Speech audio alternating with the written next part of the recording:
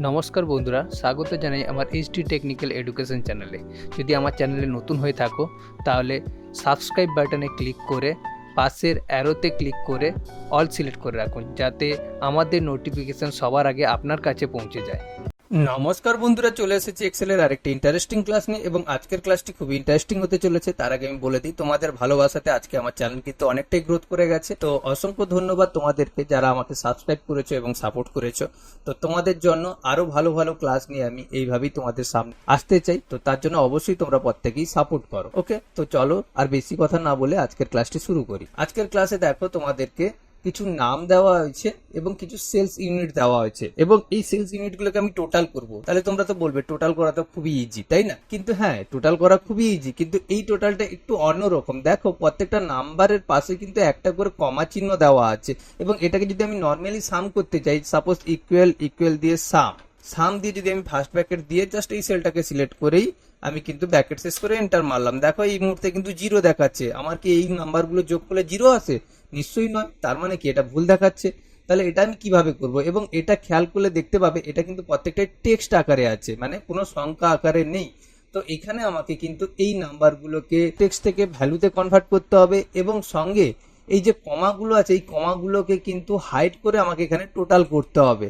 এটা আমি কি করে করব এটাই তোমাদেরকে দেখাবো। আশা করছি থিওরিটা তোমরা ক্লিয়ারলি বুঝতে পেরে গেছো যে আমি কি করাতে চাইছি। তো এবার চলো প্র্যাকটিক্যালটা শুরু করি। প্র্যাকটিক্যালের জন্য প্রথমে আমি এখানে ইকুয়াল দেবো। ইকুয়াল দেওয়ার পরে প্রথমে আমি নর্মালি সাম করার জন্য সাম ফর্মুলাকেই কিন্তু কল করলাম। দেখতে পাচ্ছ, সাম ফর্মুলাকে কল করেছি। তারপর ব্র্যাকেট শুরু করেছি। ব্র্যাকেট শুরু করার পরে আমার তো শুধুমাত্র এখানে সেলটাকে সিলেক্ট করে এন্টার মারলে তো হবেই না, তোমাদেরকে সেটা আমি থিওরিতে দেখালাম, তাই না? তাহলে এখানে আমাকে কি করতে হবে? এখানে আমাকে এই যে সংখ্যাগুলো টেক্সট আকারে আছে একে আমাকে ভ্যালুতে কনভার্ট করতে হবে।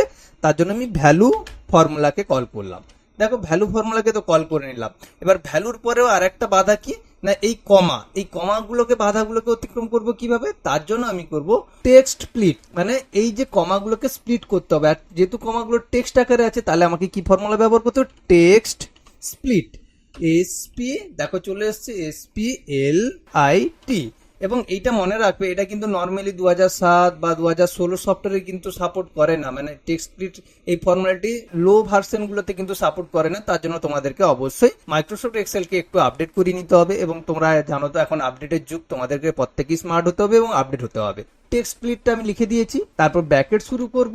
কোন সেল থেকে স্প্লিট করতে চাইছি কমা, না এই সেল থেকে, যেই সেলেই নাম্বারগুলো আছে সেটাকে সিলেক্ট করলাম এবং কমা দিয়ে ডবল কোটেশনের ভেতরে কোনটাকে করতে চাইছি। যেহেতু কমা হচ্ছে টেক্সট, জানি আমরা টেক্সটকে কোনোভাবেই আমাকে ফর্মুলার মধ্যে আনতে হলে অবশ্যই ডবল কোটেশনের ভেতর দিতে হবে। তাহলে ডবল কোটেশনের ভেতরে আমি কমা দিয়ে দিলাম ও ডবল কোটেশন শেষ করলাম। তার মানে আমি টেক্সট স্প্লিট কোনটাকে করতে চাইছি? কমাটাকে। তাহলে এই জন্য আমি ডবল কোটেশনের ভেতরে কমা নিয়ে এসেছি। বাস, আমার এখানেই কিন্তু ক্লোজ। এরপর ব্র্যাকেট শেষ করলাম। এটা কার? টেক্সট স্প্লিটের ব্র্যাকেট শেষ করলাম। তারপর ভ্যালুর পরে একটা ব্র্যাকেট দিয়েছিলাম সেটাকেও শেষ করলাম এবং সামের পরে একটা ব্র্যাকেট শুরু করেছিলাম সেটাকেও এন্ড করলাম। ওকে, এরপর এন্টার মারলাম। ওয়াও, ম্যাজিকের মতন টোটাল বেরিয়ে এলো, তাই না? এরপর আমি যখন ড্র্যাগ করে নিচের দিকে টানছি প্রত্যেকগুলোই কিন্তু একইভাবেই যোগ হয়ে যাচ্ছে। এরপরে যেটা হচ্ছে, আমার যদি এখানে কমার পরিবর্তে অন্য কিছু থাকে, যেমন ধরো @, থাকলো, তাহলে সেটা আমি কিভাবে করব সেটাও তোমাদেরকে দেখাবো। এটা আশা করছি ক্লিয়ারলি বুঝতে পেরে গেছো। তাহলে এটাকে আমি আরেকবার ডিলিট করে দিই।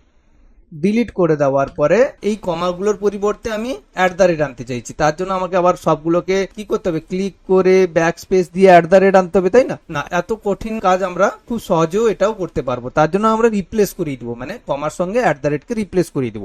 তার জন্য সিটিএল এর সঙ্গে H প্রেস করলাম। H প্রেস করার সঙ্গে সঙ্গে রিপ্লেস চলে এসেছে। জাস্ট আমি কি করব? প্রথমে আমি কমা দিয়ে দিব, তারপরে রিপ্লেসে @ দিয়ে দিব। দেখতে পাচ্ছ তোমরা অলরেডি ছিল, আমি তার আগেই প্র্যাকটিস করেছিলাম। তো চলো, তো আমি কমা দিয়ে @ দিয়ে দিলাম, মানে কমার পরিবর্তে @ আসবে। এটা আমি রিপ্লেস করে নেব, রিপ্লেস অল। এবারে দেখো এখানে প্রত্যেকটা কিন্তু কমার পরিবর্তে @ চলে আসছে। এবারে আমি এখানে কি করে যোগ করব এইটাকে, এটাও তোমাদেরকে দেখিয়ে দিচ্ছি। তার জন্য সেম একই, জাস্ট ইকুয়াল দেবো। ইকুয়াল দেওয়ার পরে সাম ফর্মুলাকে কল করার পরে প্রথমত এই নাম্বারগুলোকে আমার ভ্যালুতে কনভার্ট করার জন্য ভ্যালু ফর্মুলাকে কল করতে হবে। আবার ব্র্যাকেট শুরু করব। এবারে টেক্সট স্প্লিট কাকে করব? @ কে। সেম ভাবে text split, TEXT, text split.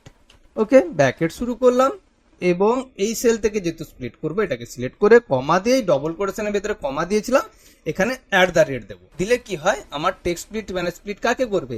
@ কে। @ কে আমার স্প্লিট করে সাম করাবে। তাহলে ডবল কোটেশনের ভেতরে @ দিয়ে দিলাম এবং সেম ভাবে 3খানা ব্র্যাকেট শেষ করব।